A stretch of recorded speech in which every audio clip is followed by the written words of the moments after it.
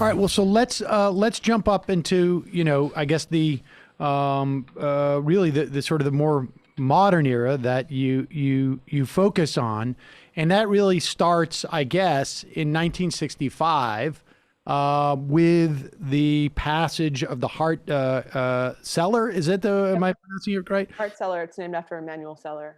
Okay, Hart-Celler Act, which was also known as the Immigrant and Nationality Act. What was the impetus for that? What did it do?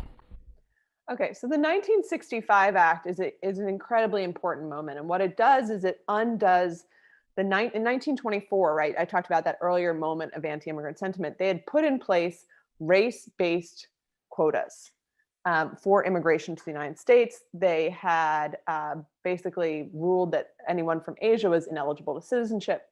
What's really important about 1965 is it undoes all of these sort of the quota system of the 1920s, and it launches a new era in immigration.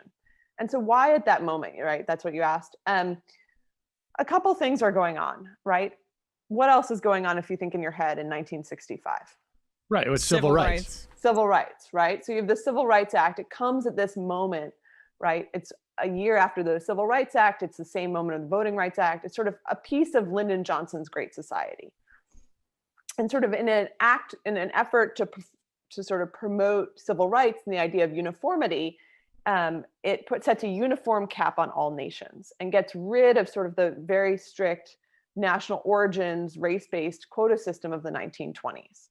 It also comes right at the moment, right? The US is involved in the Cold War. You're trying to appeal to the hearts and minds of people in all of these countries around the world going through decolonization. What does it say to them if you're like, by the way, you can't come in, right? Please join our side in the fight against communism. But by the way, you're not allowed to immigrate to our country, right? So it's sort of this moment of Cold War politics meets civil rights politics in the United States, and we start a new system. But in an effort to make everything uniform, it also introduces, and this is an important sort of, we always think of it as a very positive act that sort of is this incredibly fair system. And what it does is for the first time, it creates a cap on the Western Hemisphere, right? So while the overall cap is going to rise, for the first time, the volume of legal immigration from Mexico actually falls. Okay, so I mean, just to be clear on that, and first off, and I think there's also, there's a decent amount of I think of thought that the success of the civil rights movement in some part was also tied to the Cold War. I mean, Yep, that was also part of the incentive structure to pass these things.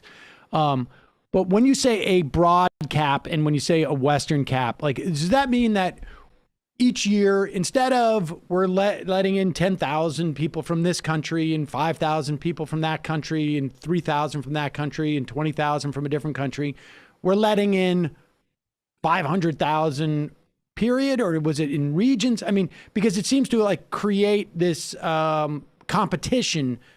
There's competition between countries or nations of origin that didn't exist when we had it. I'm not proposing that. Like, you want to go back to the 20s? But I mean, that seems to be a part of the implication. Yes, is that it pits different nationalities against each other on some level. So it sets a uniform cap of about 20,000 on all nations, right? Without taking into account, right? So this idea that we all need to be equal without taking into account the size of the population of the country, for example, right, okay, or sort of any sort of relationship, right, with Mexico that we've had, So up until this point, Mexico hadn't been, immigration from Mexico had been regulated, right? You had to have visas, you had to that sort of thing, but there was no cap. And so for the first time, we're going to see a sharp increase in the number of deportations because a lot of the population flow that had been going on is now suddenly capped under this new cap. That at Mexico, as I mentioned, agribusiness had always been pushing for a Mexico sort of exemption in the 20s. And that exemption is no longer exists after 60. How conscious were, I mean, I understand the idea that the impetus was like, we don't want to be seen as playing favorites here, but surely someone must have realized, like, we're going to impose this cap, but it's really going to end up falling. It's going to hurt a specific set of countries, and one of them is going to be Mexico. Right. And so I think the cap, is sort of the Western Hemispheric cap is a last minute addition to the bill, sort of relatively. The big push behind the bill, right? Originally, the people who are the main proponents of the bill are sort of the second generation of Southern and Eastern Europeans in the United States, right? Who are, by this point, hold a large electoral power, right? Particularly in the urban Northeast, right? These are Italians, these are Jewish immigrants, right? And they're saying, how come we're still part of this second tier? Why are in this, if we're having a conversation about equality, how come we're not allowed to bring, we don't have sort of access to the same equal platform? And so that's sort of who the big push is from. I think the bill has a lot of unintended consequences, right? And I think sort of what we've seen in terms of the impact on migration from Mexico, right, is one of the unintended consequences. And so this is when basically deportations start going up at this point. At a rapid rate, yes. And when does you say 1971, what was the time where we start to see this proliferation of assaults on what you call four areas, I guess. I don't know if you call it four areas, but four areas of sort of civil rights, I guess. Outline what those four areas are and why does it happen within this period of time?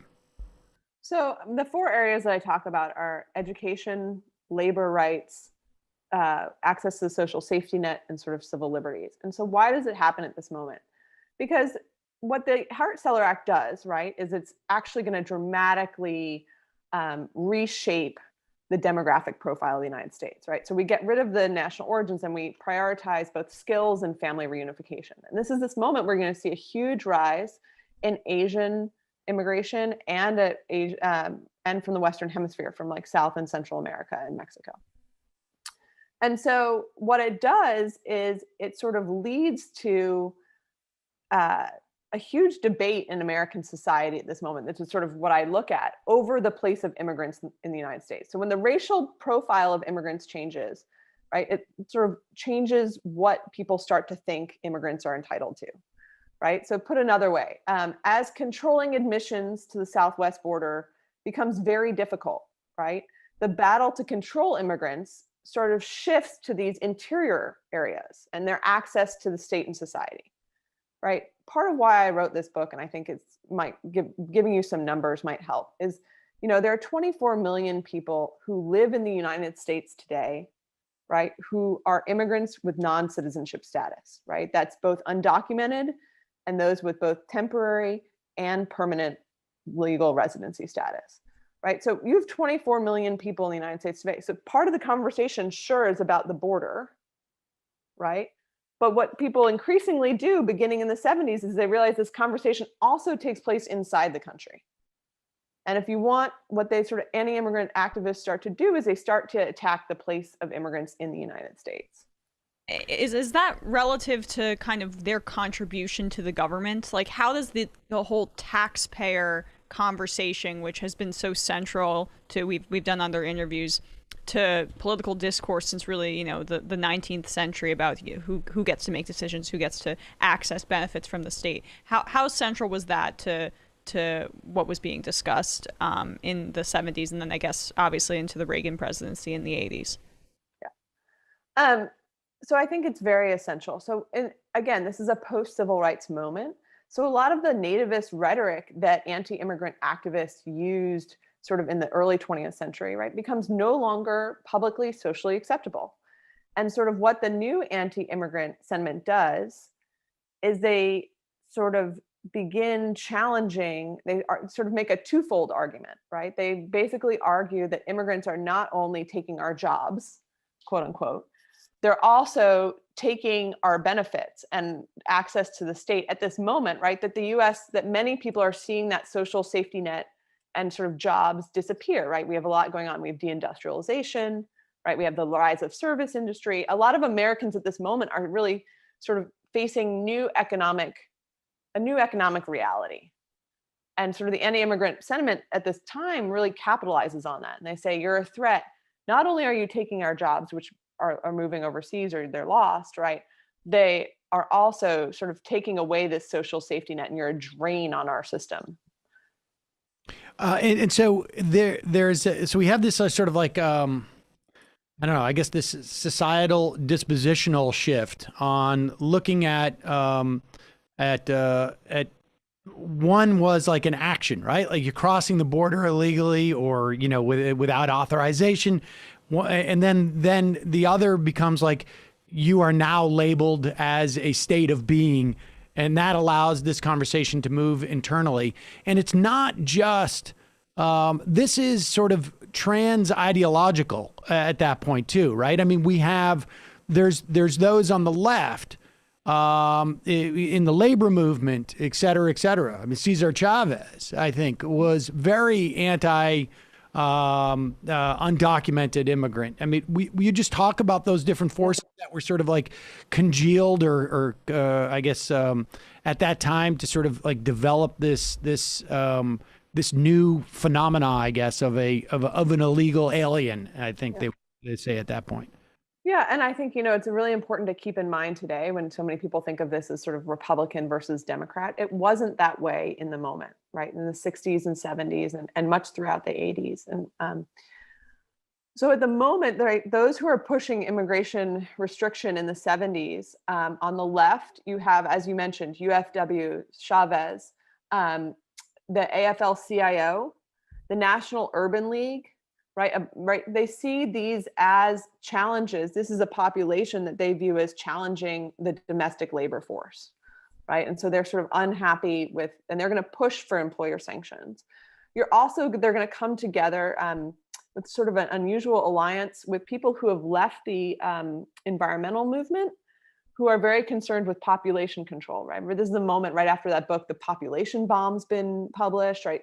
There's sort of that. So also coming from the left, you have the labor unions, right? You have also this sort of people who are particularly concerned with population growth. They're going to come together with sort of more traditional restrictionists on sort of, that you think like nativists at this moment are sort of going to come together. On the side opposing restriction, right? You're going to have sort of those who are committed to an expansive notion of human rights, sort of that wing of the Democratic Party, sort of more of the civil rights aspect of the Democratic Party. You're also going to have, right, much of the Republican Party that opposes regulation, right? That supports deregulation, that supports continued agribusiness. Sort of those people are not going to support things like employer sanctions. So you have this sort of, the parties are made up of what political scientist Dan Tishner calls strange bedfellows, right? So it's sort of these odd combinations in the 1970s that are really going to sort of bang heads over this question of undocumented immigration. And then you write about the civil rights movement and start to engage legally in this fight as the fight moves to, I guess, to the interior of the country, places like Iowa. Talk about that development.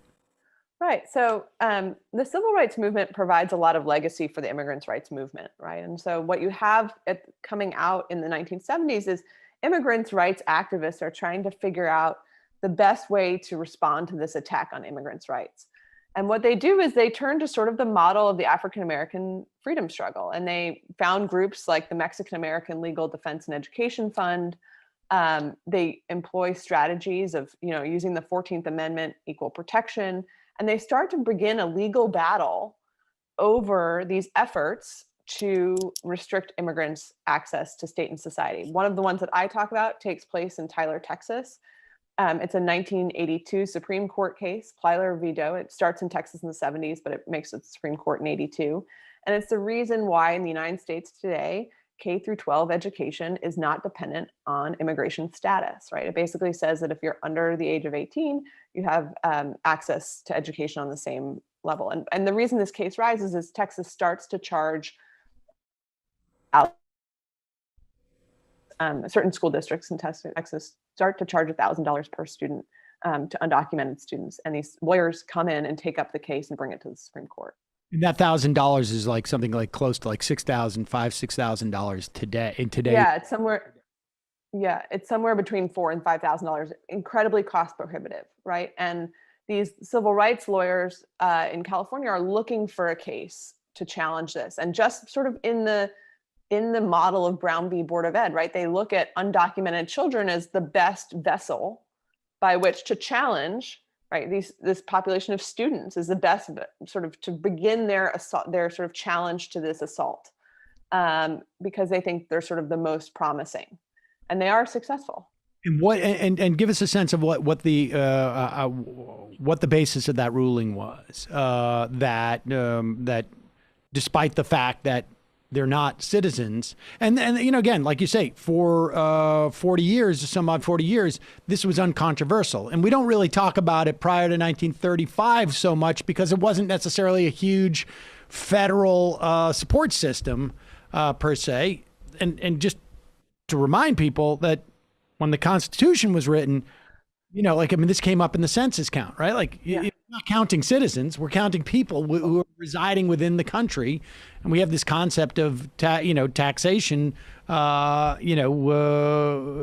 taxation without representation, which essentially means like no taxation without getting any benefits of representative government. But what was the theory in the ruling that found Texas has to provide K through 12?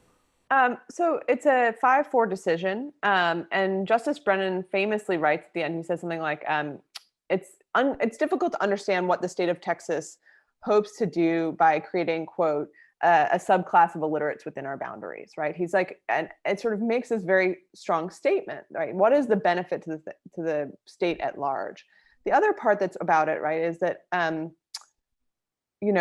case is sort of a moment where they say, an argument that we now see about DACA, right? It's sort of, how do you blame these children for the actions of their parents, right? These are children who are in the United States, right? They've been here. And in fact, the test case that they bring, almost all of the families are families where the children are of mixed status, right? So some children have been born in the United States, and some children in that family have been born in Mexico. And so the question is, how are you going to start charging the same family $5,000 and one child goes to free based on this sort of obscure notion of sort of when were they born here versus there? These are people who have been longtime residents of this community, and it doesn't make sense, right? There's no benefit to the state by creating this sort of second class of citizenship.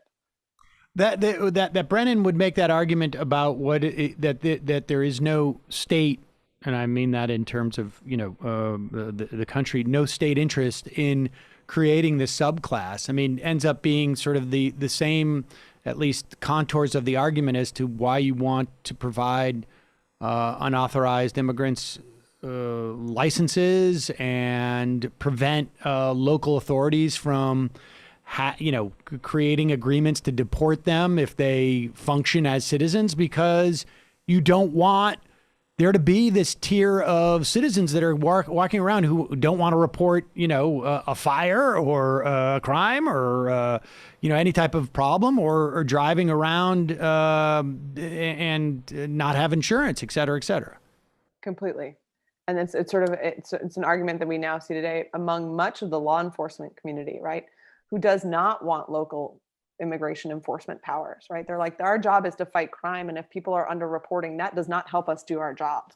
Right? That's a strong argument made by most of local law enforcement against sort of these efforts to try and bring immigration to local law enforcement. Okay, so let's talk about IRCA, and I really want to get to the dynamic between what happens in California and Bill Clinton. I think is really fascinating too, and I want to get to that.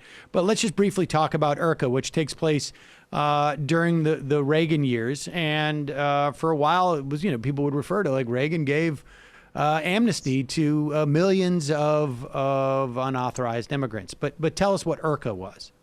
So IRCA is the Immigration Reform and Control Act of 1986, which is quite a mouthful. But it's basically a result of about a decade of fighting on both sides between those sort of the anti-immigrant push of the 70s and those who are opposed to it. And so what happens is IRCA creates, a pathway to citizenship for 3 million people. It also puts in place for the first time employer sanctions. So the idea is that people who employ unauthorized immigrants are going to be penalized for that, which can lead to, right, a lot of discrimination in hiring, right? Because people sort of, that's sort of the negative, sort of one of the underbellies of that. It is a moment which for restrictionists, they see IRCA as this sort of, this moment where they've won. They've finally gotten these employer sanctions at the federal level. It turns out, right, they're going to be heavily disappointed because Reagan, right, is torn between the wings of his party. And he, in sort of the final negotiations, strips all enforcement mechanisms from the bill. So he basically says, sure, we can have employer sanctions on the books, but I'm going to restrict every effort at sort of enforcing it. And so it becomes this moment where I think a lot of anti-immigrant activism sort of had put a lot of faith in the federal government and sort of really pushed for restriction and felt like, okay, this is our moment. And then they get incredibly disappointed by the IRCA bill because of the way in which it creates a pathway to citizenship, and they sort of lost faith in employer sanctions. And that failure of the federal government, and particularly Californian Ronald Reagan, for really having a teeth on this bill to punish employers, leads to a movement in California, an anti-immigration movement that leads ultimately to California Prop 187. Yeah, talk about this, because this era of California has come up multiple times in various, so many things that have come out of California end up spreading across the country. It's fascinating, the implications of what happens in California. And people should remember, at this time, California is not a blue state. Yeah. It is at best like a purple state, if that even, right? Yeah, Bill Clinton had won the state in 1992 for the first time in like almost 30 years, I think. I can't remember exactly, right? He wins it with 46% of the vote, right? Ross Perot had 20%. So it is in no way a solid blue state, right? We don't, I teach college students. I'm always like, California was a swing state in 1992. They're like, what? How could that be? But that's this moment, right? So California is definitely a swing state. He wins it, and he's sort of stuck in this moment. And what we start to see in the early 90s is that California starts to really have a big push in its grassroots anti-immigrant sort of movement. And they begin pushing something, the sort of grassroots in California begin pushing something called Prop 187, which is a ballot initiative that is going to remove access to basically all benefits for undocumented immigrants, and including, small, tiny carve-outs for like emergency healthcare, but basically education, social safety net programs, all of this thing. It's highly contested. It's on the 94 ballot. And it wins. It wins quite successfely. It wins by a sort of very large margin. It is going to eventually be invalidated by the federal courts as unconstitutional. But sort of what's interesting to me is it sort of pushes a huge push of the anti-immigrant sentiment at the federal level, right? And part of when you think about why California, that's interesting to me, right? IRCA, all these anti-immigrant activists had put all this faith in the federal government, and now they've just been let down, right? They're like, we've been totally let down by the federal government. We're going to push at the state level. And they realize that that's sort of where a lot of these battles are going to go on, and that they can, by putting pressure at the state level, they can actually influence the federal level.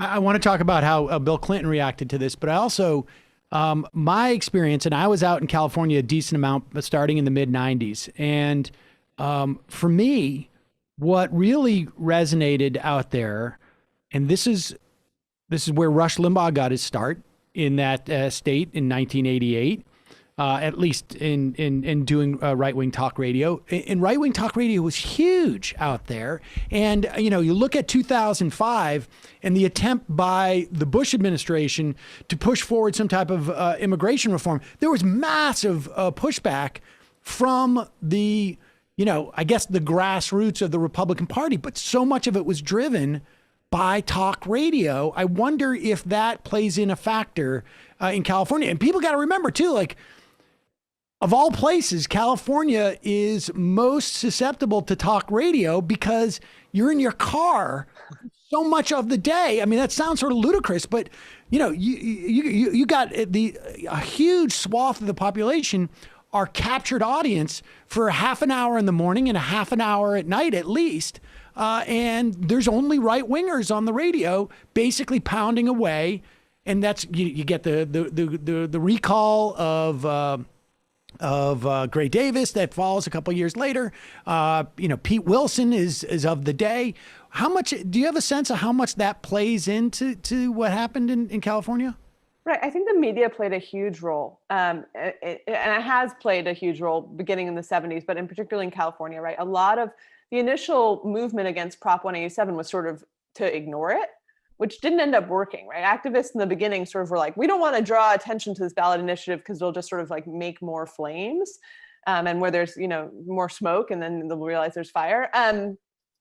So I think what you start to see, though, is that a lot of these people write in, I study some of these activists, right? They're sort of on local radio. They're talking on, writing letters to the editor in their local newspapers, right? They're sort of fanning the flames with this rhetoric. And people like Pete Wilson are, right, running ads that say America's treasure without measure, right? And there's sort of these videos that they're streaming of like clips of immigrants, quote unquote, running across the border at various border points. They're sort of, the media is playing a huge role in sort of creating this, I hate to say this at this current moment, right? This crisis mentality, right? That there's this crisis in California in 1994. And that's what the state is going through a major economic depression in the early 90s. Unemployment is skyrocketing. And Wilson turns to that, an easy scapegoat for him, which is immigrants at that moment, with sort of the help of the media. And then Bill Clinton, in anticipation of his 96 reelection, how does that impact him when he looks at California, what's going on in California? So, Bill Clinton does not really want to deal with immigration, right? He doesn't run on it in 92. It's like not something that he's particularly interested in, but California makes him have to deal with it, right? And it puts it on the map. And he starts to see, and sort of one of the things I uncover in this book is some of these White House memos about, they're starting to realize that there's a huge pressure in California about immigration, and that even if the White House doesn't want to deal with it, they're going to have to deal with it. One of the people says something like, "We're taking gratuitous hits on immigration, and we need to sort of turn the game around." And so the Clinton White House, after the 94 midterms, sees what happens in California and pivots sharply right. Right. And they unleash a whole new PR campaign around immigration, sort of pushing enforcement. And then the other big thing that they do is, right, this is all about, 187 is about access to the social safety net. The White House is working on welfare reform. Right. And so you have these two sort of side-by-side those come together. And what the Clinton White House realizes is that this effort to remove, House Republicans have sort of started to push, as part of welfare reform, removing immigrants from legally authorized residents. So those who are without citizenship status, like LPR, like green card holders, has started to House Republicans have started to push it. And the Clinton campaign looks at California and says, we kind of need to go with this, right? We have to, we need to take this harder line and we need to incorporate it. And what they realize is that it's sort of mutually beneficial, because they end up financing 40% of their welfare reform plan by removing benefits from legal permanent residents and other non-citizen immigrants. Just one of many examples of the Clinton triangulation that really, in many respects, we're still living with that legacy, although theoretically it's being tried to be thrown off. All right, so let me ask you this, because you did mention the crisis, and we only got a couple of minutes left here.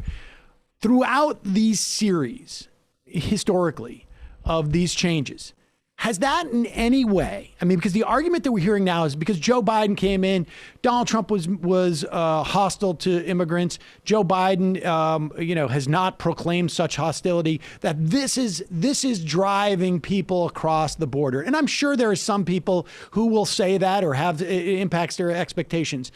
But has throughout this, all of these differences in policies and different dispositions about how we treat immigrants in this country, has that fundamentally changed the rate of immigrants wanting to come to this country versus the things that's driving them out of their own countries?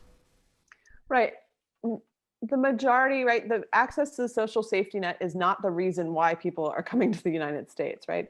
Um, it's sort of a false narrative, right? It's the same idea, the same false narrative that immigrants are taking jobs away from native born Americans. What's influencing why people are crossing is sort of right now, right, is the conditions in the Northern Triangle countries. If you want to talk about sort of the massive poverty that we see, the crime, the corruption, a much harder conversation to have. And so I think it's a lot easier, right, if you're looking sort of to make a quick hit on immigration, like Senator Cruz was on like the boat on the border last week, right? It's easier to say, he tweeted about two things. One, he's on the boat on the border with his machine guns. And the second thing, he's making a false claim that every undocumented immigrant in the United States is going to get a $1,400 COVID check, right? That's an easy sort of argument or easier hit to make. The reality is that's not why people are leaving the countries that they're leaving and coming to the United States. Yeah, I mean, they're literally unable to get that check, and also I'm pretty sure they'd go to other nations if they wanted a broader social safety net than the one that we provide. That's a good point. We don't have Exactly. All right. Well, it's a fascinating story and important one. Sarah Coleman, the book is The Walls Within, The Politics of Immigration in Modern America. We'll put a link to that at majority.fm. Thank you so much for your time today. I really appreciate it. Thank you so much for having me. It was a great conversation.